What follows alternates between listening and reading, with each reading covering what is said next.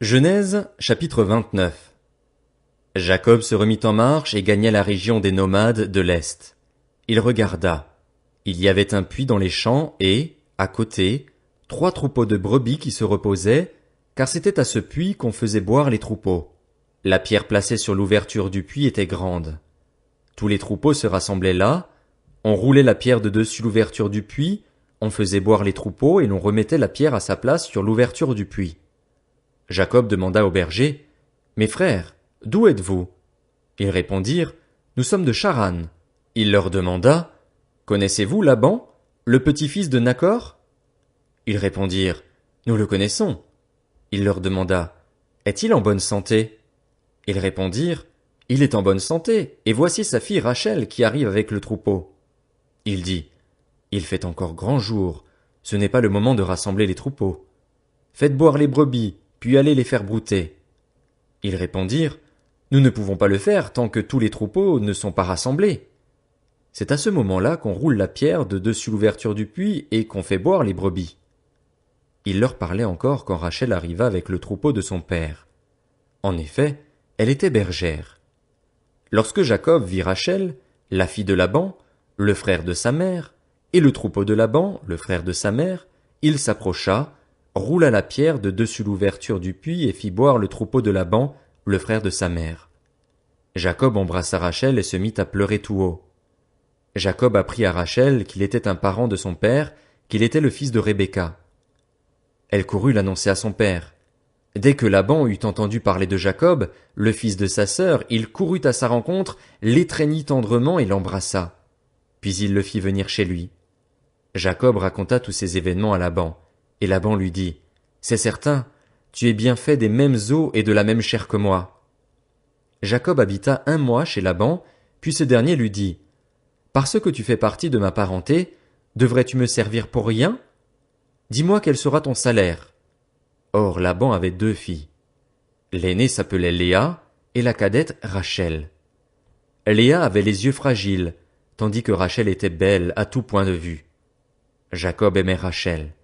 Il dit donc, « Je te servirai 7 ans pour Rachel, ta fille cadette. » Laban dit, « Je préfère te la donner à toi qu'à un autre homme.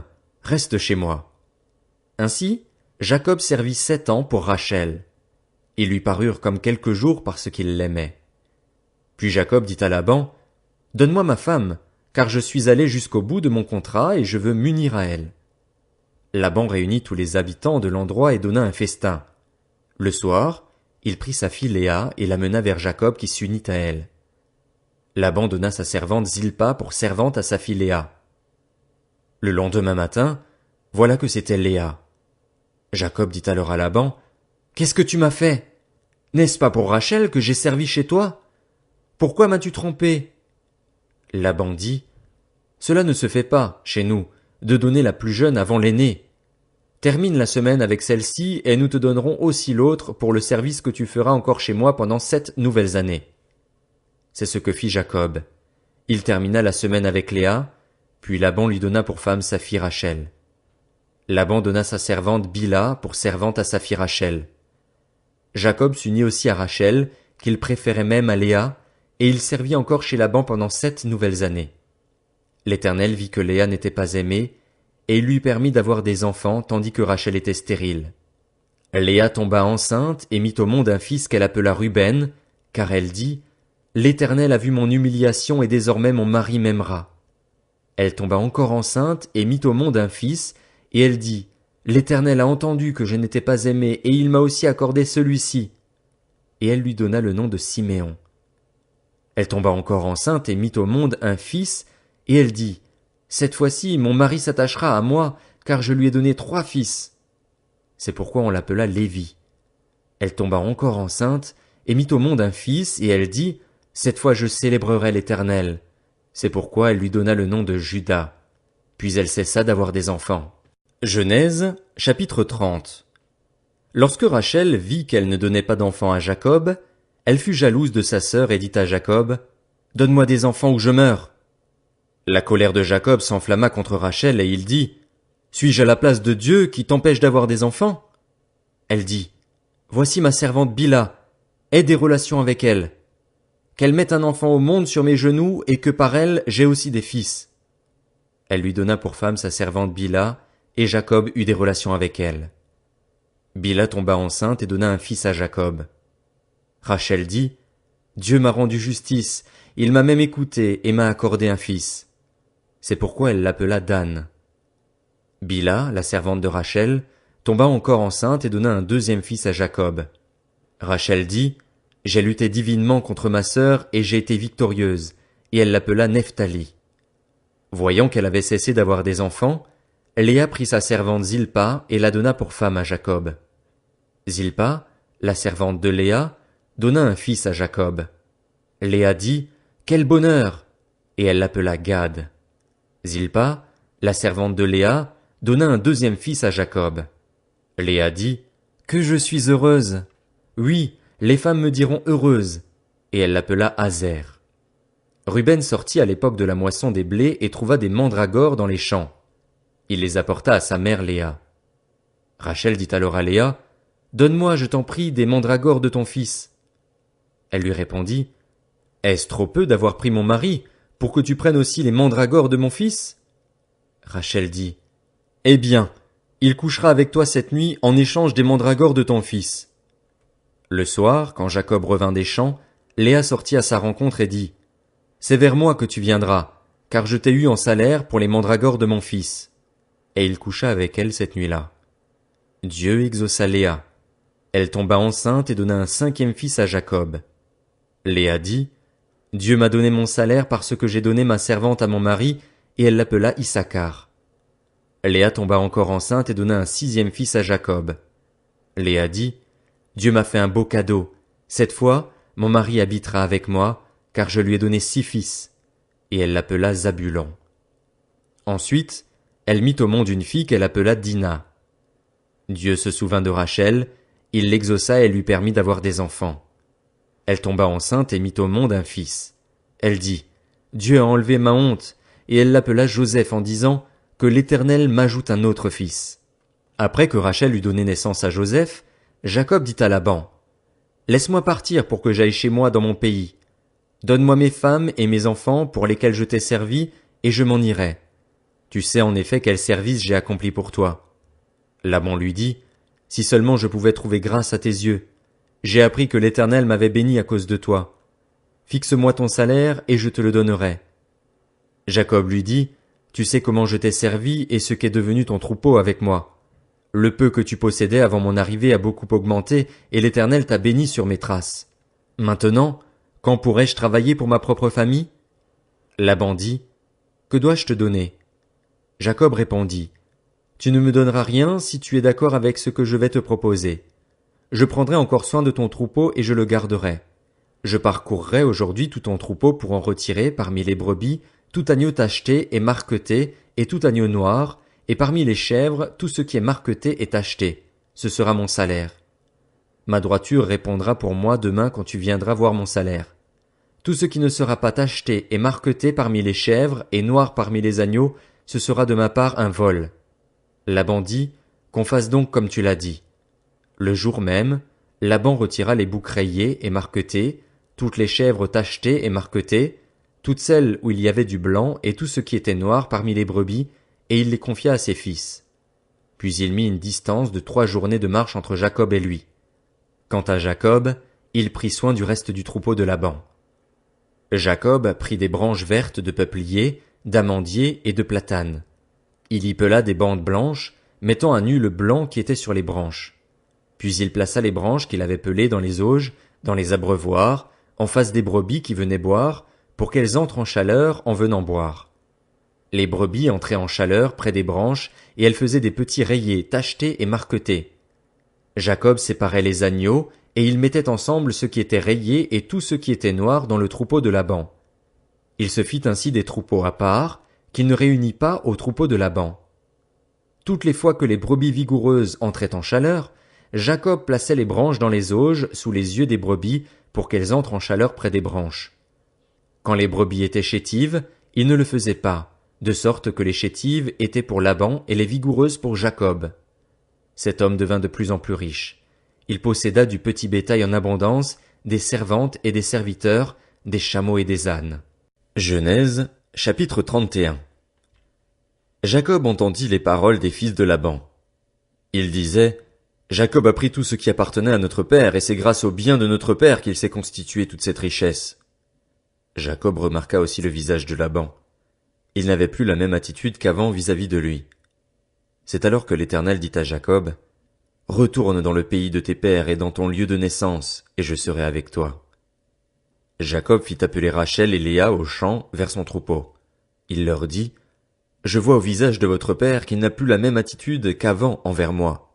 Cependant, le Dieu de mon père a été avec moi. Vous savez vous-même que j'ai servi votre père de toute ma force. Quant à votre père, il m'a trompé et a changé 10 fois mon salaire, mais Dieu ne lui a pas permis de me faire du mal.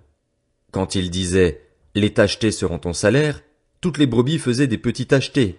Et quand il disait « Les rayés seront ton salaire », toutes les brebis faisaient des petits rayés. Dieu a pris à votre père son troupeau et me l'a donné. À l'époque où les brebis entraient en chaleur, j'ai levé les yeux et j'ai vu en rêve que les boucs qui s'accouplaient avec les brebis étaient rayés, tachetés et marquetés. L'ange de Dieu m'a dit en rêve, Jacob. J'ai répondu, Me voici. Il a dit, Lève les yeux et regarde. Tous les boucs qui s'accouplent avec les brebis sont rayés, tachetés et marquetés, car j'ai vu tout ce que te fait Laban. Je suis le Dieu de Béthel, où tu as consacré par onction un monument, où tu m'as fait un vœu. Maintenant, lève-toi, quitte ce pays et retourne au pays de ta naissance. Rachel et Léa lui répondirent, Avons-nous encore une part et un héritage chez notre père? Ne sommes-nous pas considérés par lui comme des étrangères, puisqu'il nous a vendus et a même mangé notre argent? Toute la richesse que Dieu a enlevée à notre père nous appartient, à nous et à nos enfants. Fais maintenant tout ce que Dieu t'a dit. Jacob se leva donc et fit monter ses enfants et ses femmes sur les chameaux. Il emmena tout son troupeau et tous les biens qu'il possédait, le troupeau qui lui appartenait, dont il était devenu propriétaire à Padan Aram, et il se rendit vers son père Isaac au pays de Canaan. Laban était parti tondre ses brebis, et Rachel vola les téraphins de son père. De son côté, Jacob trompa Laban l'araméen en ne l'avertissant pas de son départ et s'enfuit avec tout ce qui lui appartenait. Il se leva, traversa l'Euphrate et se dirigea vers la région montagneuse de Galad. 3 jours plus tard, on annonça à Laban que Jacob s'était enfui. Il prit ses frères avec lui, le poursuivit durant 7 jours de marche et le rattrapa dans la région montagneuse de Galaad. Cependant, au cours de la nuit, Dieu apparut en rêve à Laban l'araméen et lui dit, Garde-toi de parler à Jacob, que ce soit en bien ou en mal. Laban rattrapa donc Jacob, alors que celui-ci avait planté sa tente sur la montagne. Laban planta aussi la sienne, avec ses frères, dans la région montagneuse de Galaad. Alors Laban dit à Jacob, Qu'as-tu fait? Pourquoi m'as-tu trompé et emmènes-tu mes filles comme des prisonnières de guerre? Pourquoi as-tu pris la fuite en cachette et m'as-tu trompé au lieu de m'avertir? Je t'aurais laissé partir au milieu de la joie et des chants, au son du tambourin et de la harpe. Tu ne m'as pas permis d'embrasser mes petits-enfants et mes filles. Tu t'es comporté de façon stupide. Ma main est assez forte pour vous faire du mal, mais le Dieu de votre père m'a dit hier, Garde-toi de parler à Jacob, que ce soit en bien ou en mal. Et maintenant que tu es parti parce que tu languissais après le foyer de ton père, pourquoi as-tu volé mes dieux? Jacob répondit à Laban, C'est que j'avais peur. Je me suis dit que tu m'enlèverais peut-être tes filles. Quant à celui auprès duquel tu trouverais tes dieux, qu'il cesse de vivre. Devant les membres de notre parenté, reconnais ce qui t'appartient chez moi et prends-le. Jacob ne savait pas que Rachel les avait volés. Laban entra dans la tente de Jacob, dans celle de Léa, dans celle des 2 servantes, et il ne trouva rien. Il sortit de la tente de Léa et entra dans celle de Rachel. Rachel avait pris les téraphins, les avait mis sous le bas du chameau et s'était assise dessus. Laban fouilla toute la tente et ne trouva rien. Elle dit à son père, « Mon Seigneur, ne te fâche pas si je ne peux pas me lever devant toi, car je suis indisposé. » Il chercha les téraphins et ne les trouva pas. Jacob se fâcha et chercha querelle à Laban. Il reprit la parole et lui dit, « Quel est mon crime? Quel est mon péché pour que tu me poursuives avec tant d'ardeur? Quand tu as fouillé toutes mes affaires, qu'as-tu trouvé des affaires de ta maison? Dépose-le ici, devant nos parentés respectives, et qu'elle soit juge entre nous deux. Voilà 20 ans que j'ai passé chez toi. Tes brebis et tes chèvres n'ont pas avorté, et je n'ai pas mangé les béliers de ton troupeau. Je ne t'ai pas rapporté de bêtes trouvées déchiquetées, j'en ai payé le dédommagement. Tu me redemandais ce qu'on me volait de jour et ce qu'on me volait de nuit. La chaleur me dévorait pendant le jour et le froid pendant la nuit, et le sommeil fuyait mes yeux. Voilà 20 ans que j'ai passé chez toi. Je t'ai servi 14 ans pour tes 2 filles, 6 ans pour ton troupeau, et tu as changé 10 fois mon salaire. Si le Dieu de mon père, le Dieu d'Abraham, celui que craint Isaac, n'avait pas été en ma faveur, tu m'aurais maintenant renvoyé les mains vides. Dieu a vu ma peine et le travail de mes mains, et hier il a prononcé son jugement. Laban répondit à Jacob, ces filles sont les miennes, ces enfants sont les miens, ce troupeau est le mien, et tout ce que tu vois m'appartient. Que puis-je faire aujourd'hui pour mes filles ou pour leurs enfants, ceux qu'elles ont mis au monde? Viens maintenant, concluons une alliance, toi et moi, et que quelque chose serve de témoignage entre nous. Jacob prit une pierre et l'adressa en guise de monument. Jacob dit aux membres de sa parenté, ramassez des pierres. Ils prirent des pierres et firent un tas. Ils mangèrent là sur le tas. Laban l'appela Jégar Sahaduta, et Jacob l'appela Galed. Laban dit, que ce tas serve aujourd'hui de témoignage entre toi et moi. C'est pourquoi on lui a donné le nom de Galed. On l'appelle aussi Mitzpa, parce que Laban dit, que l'Éternel veille sur toi et sur moi, quand nous nous serons perdus de vue, tous les deux. Si tu maltraites mes filles et si tu prends encore d'autres femmes, ce n'est pas un homme qui sera avec nous, fais-y bien attention. C'est Dieu qui sera témoin entre toi et moi. Laban dit à Jacob, vois ce tas de pierres et ce monument que j'ai placé entre toi et moi. Ils seront témoins que je ne dépasserai pas ce tas dans ta direction et que de ton côté, tu ne dépasseras pas ce tas et ce monument dans ma direction avec de mauvaises intentions.